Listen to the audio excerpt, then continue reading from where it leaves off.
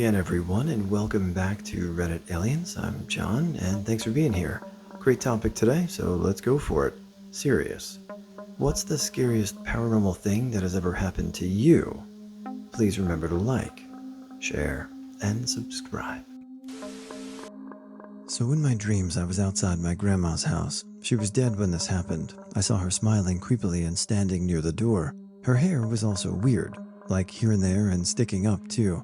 I didn't mind it until one day, early morning, I was outside my house, and up above a roof I saw a full black figure sitting, more like in a toddler crawling position, and it was gone the next moment. The weird thing was, it had the same haircut, and another time I was home alone. I came from a shower and was wiping my face when I saw a hand, again full black, on my shoulder, but obviously no one was there. To this day I don't know what to think of it, not even sure if it's paranormal or my brain playing tricks, lol. We had a kitchen chair that would move, just one. They would normally all be pushed in, and this one would barely be pushed out some days, almost like someone was sitting in it, but not that far back. We knew it was a ghost who liked that chair because we could see it from the living room and saw it move and heard it move on the floor once. It wasn't a big movement, it was small, but it definitely moved. And then my mom and I heard it move another time when it was just us in the kitchen. And sure enough, when we turned around, it was sticking out. It wasn't a scary ghost, just kinda weird and almost funny. Not just me, but my family has this weird thing where if someone close to us passes away, one of us has a dream about them the night they died. It could be years since we've had seen them, but would still dream about them. My aunt dreamed of her husband the night he died. My dad dreamed about a family friend who was basically a second grandmother to us on my mom's side the night she passed away. And I dreamed of both my aunt the night she died, this past January, and my great-grandmother when she died. I was 6. I used to play with a boy down the street. I remember this kid so vividly. Whatever I was playing that day, he would just join in and play until I was called in. Every time I mention this kid to my family, they all tell me that I used to play by myself all the time. Didn't happen to me, but one of my coworkers. He was working the overnight shift in our mid-rise senior living facility. He took the elevator to the 11th floor. When the door opened, there was a woman in a white lace gown. She was barefoot, and he had never seen her before. He greeted her as he exited the elevator. She responded and walked inside the elevator. He goes down to check the cameras, and he's talking to himself. This makes him freak out. Fast forward 2 years. I see something interesting in the monthly scribble and sketch the occupants make for the building. A man had put in the comment section, "I wish you all could see the woman in white lace dress at night in the elevator. She's quite lovely." I showed this to my coworker. He said, "See, I'm not crazy." I have a bunch of other stories from that building that are pretty good. Some happened to me and my other coworkers. I know some of us here may be on the fence of believing in paranormal things or not, but if I was to believe, a place that I would like to look first would probably be a retirement center. So, yeah. Some kids in my primary school did the Charlie Charlie game. A girl's desk flipped over. I remember it being really weird because we had those metal desks that only seat one. If they were pushed, the desks landed on their sides. But when the girl's desk was flipped, it landed on its top, the actual desk part you wrote on. I think we all ran out screaming after that, and we had to get the school blessed. There was also a lot of worry about the demon sticking to someone, i.e. the girl whose desk was flipped over. There were a lot of conflicting reports over how to get rid of the demon. Some people said you had to read the entire Bible to get rid of it. Others said you had to burn the paper you played the game on, etc. Some of those primary school friends ended up in the secondary school with me. They validated that we all saw the same shit that day. It's part of the reason I would never toy around with stuff like Ouija boards or summoning spirits. No thank you. In church, I'd play with the kid in the pew behind myself and grandparents. We sat on the floor or under the seats. I was no more than 5 or 6, and we'd silently color and eat the candy my grandma would give me. When mentioning the boy to my grandparents, they told me no such boy existed in our church. I'd play and color alone. I was trying to fall asleep after a stressful day. It was a funeral of my cousin who committed suicide at the age of 14, so I was lying on my bed with the lights on because I was afraid to sleep in the darkness that day. I was still awake when suddenly the door opened and my uncle, who died long ago, entered the room. I didn't see my uncle, but somehow I knew it was him. He sat on the edge of the bed where I was lying. I wanted to raise my head and look at him, but he pushed my head toward the pillow with his hand. I understood he didn't want me to see him. I stayed over at a friend's house when we were both 8 years old. I was moving to another part of the country, so it was going to be our last day and night together. I don't remember much of what we did, but I guess it was a pretty normal day. Sometime during the night, I woke up to go to the toilet. I got up carefully so as to not make any noise and opened the bedroom door. In the darkness of the house, I could make out some kind of humanoid shadow walking down the hallway. I rubbed my eyes confused, and when I looked again, it was gone. I went to wake my friend and told her what had happened. After a pause, she confessed to me that she had been feeling the atmosphere in her house strange for a few days. That was the end of it, as her mother had to hear my loud footsteps as I went back into the room and asked us to get back to bed. From time to time, I write to her and ask her about that night, but she says she doesn't remember anything, not even the strange atmosphere she said there was. I have more stories, each one more chilling, but they may seem too unreal to tell, so I've decided to tell this not-so-scary one. I'm all over the place with my words. I'll try my best. Also, I've posted stories like this elsewhere. Sorry if you somehow see a duplicate. When I was younger, I was a smoker. I mean a pretty heavy, and I don't just mean my weight, one at that. At the time, my grandmother also smoked. It was either a few days before or after Christmas, because I remember the tree was up. My cousin lived down the street a few houses down from me, coincidentally. This was a night where he was sleeping over.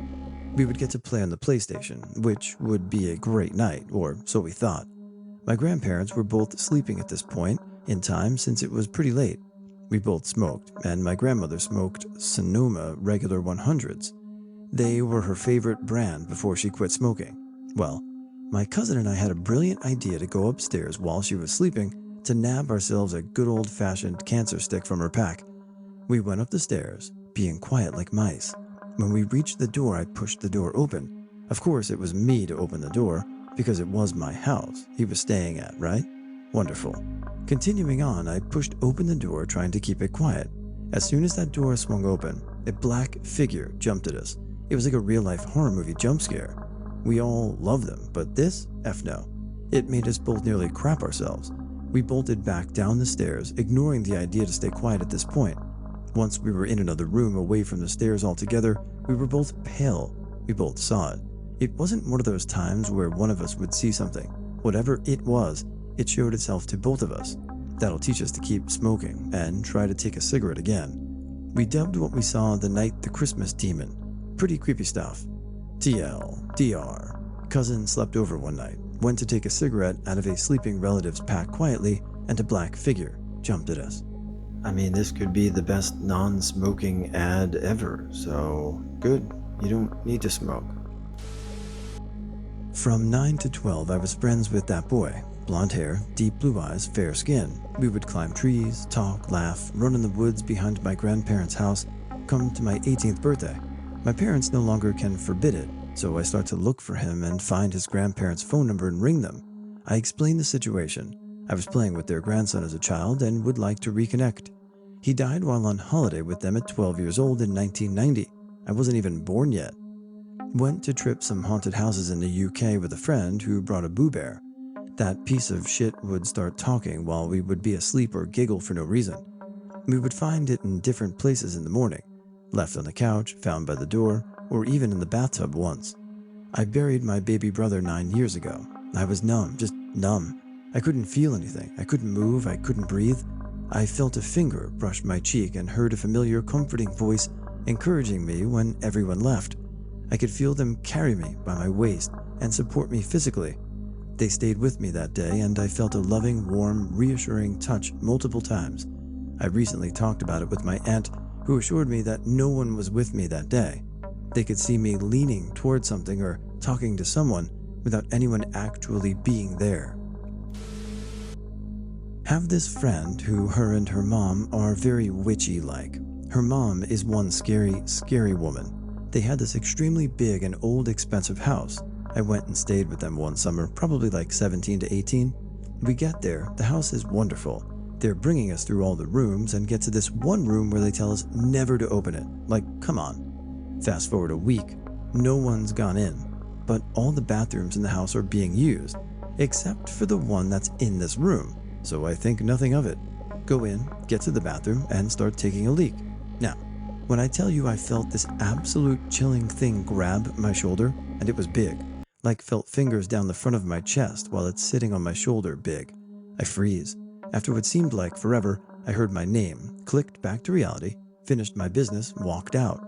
Found out I was in there for over 40 minutes. Fast forward a few more days. I go out to stand in the pool at like 11:30 at night. Standing in the pool with my phone, I know, dumb idea, when it happens again. Something grabs my shoulder and I freeze. Dropped my phone straight in the water and apparently stood there for over 2 hours till someone came out and got me.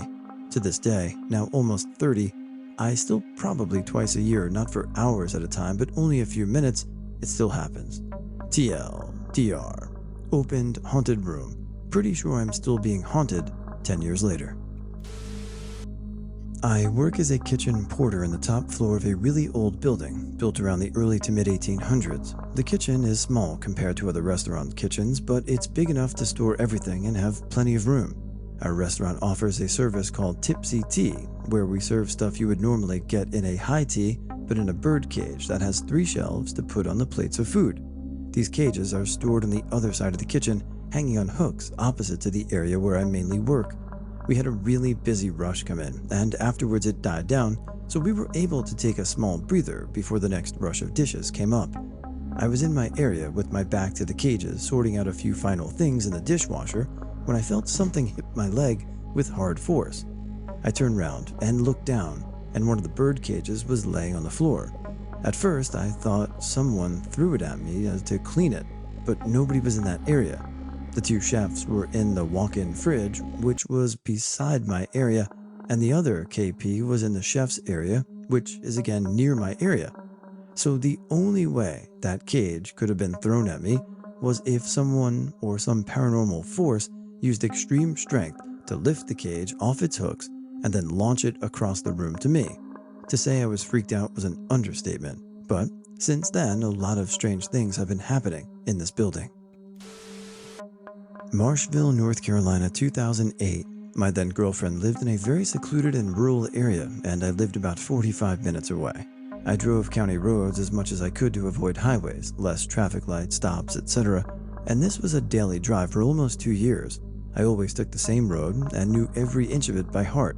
It was mostly a straight shot, a stretch of road except one area where it banked right up a hill, and as soon as it crested, it banked back downhill left. Very few houses along the way, and a fair amount of tree growth, so it was quite dark. Never once had I encountered anything out of the ordinary. There was rarely even other vehicles traveling. The most signs of life I ever saw was an occasional deer in the distance.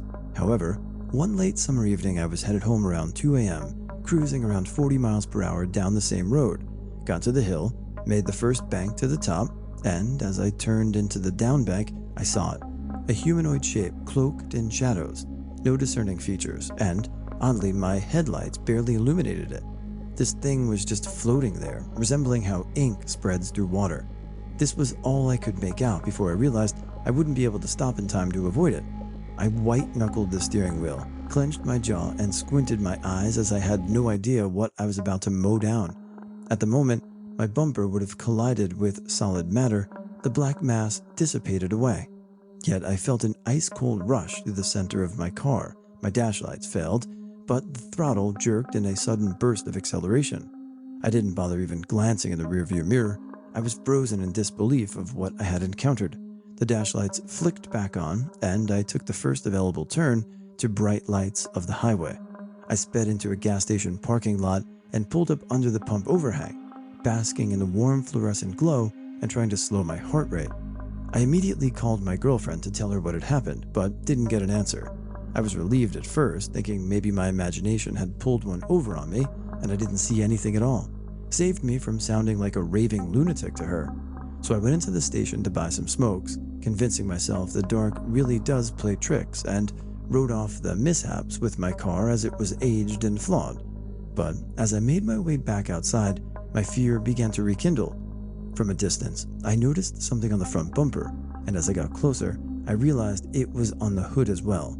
It looked like frost, a wide strip of white frost across the center of the hood, grille, and bumper. It was 78 degrees outside. There's no way that could be. Against my better judgment, I reached out to touch it.